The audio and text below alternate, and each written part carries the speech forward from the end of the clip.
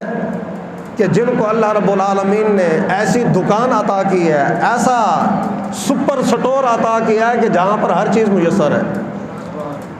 آج کہیں پر صرف توحید کے جو ٹھیکیدار ملتے ہیں وہ کہتے ہیں نہیں جی فقط توحید ہے، جی توحید توحید توحید توحید۔ کوئی توحید کے ٹھیکیدار ملتے ہیں، باقیوں کو چھوڑ دو۔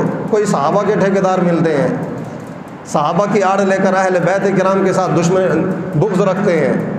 کوئی اہل بیت کرام کی محبت کے ٹھیکیدار ہیں، وہ اہل بیت کرام کی محبت کی آڑ لے کر صحابہ کے خلاف بھونکتے ہیں۔ کوئی نبیوں کی آڑ لے کر اہل بیت کرام اور صحابہ کے خلاف بک بک کرتے ہیں۔ یہ اہل سنت کا ہے بیڑا پار، اصحاب حضور نجم ہے، نو ہے اطرس رسول اللہ کی۔ ہمیں اپنی نسبت پر، اپنے عقیدے پر خوش ہونا چاہیے کہ اللہ رب العالمین نے ہمیں وہ عقیدہ دیا ہے کہ جس کے اندر اگر توحید کی بات آئے تو پھر بھی اہل سنت کا چہرہ چمکتا ہوا نظر آئے گا۔ اگر انبیاء کرام کی عزت و نموز کی بات آئے تو پھر بھی اہل سنت وہ ہیں کہ جن کے چہرے چمکتے ہوئے نظر آئیں گے۔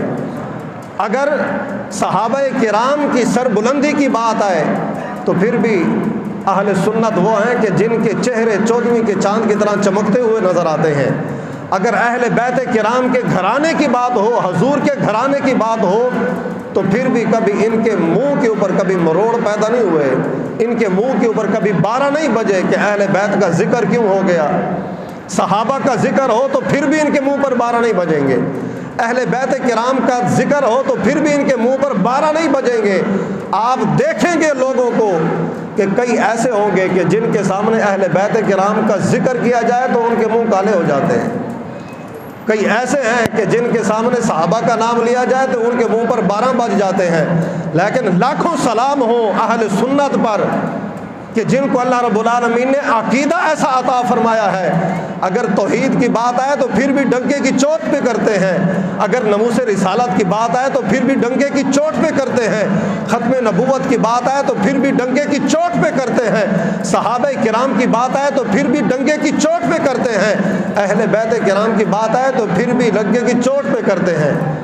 اعلیٰ حضرت امام احمد رضا خان فاضل بریلوی رحمۃ اللہ علیہ نے ایسے نہیں فرمایا، اہل سنت کا ہے بیڑا پار، اصحاب حضور نجم ہے اور نو ہے اطرت رسول اللہ کی۔ یہ دونوں کے ادبگار ہیں۔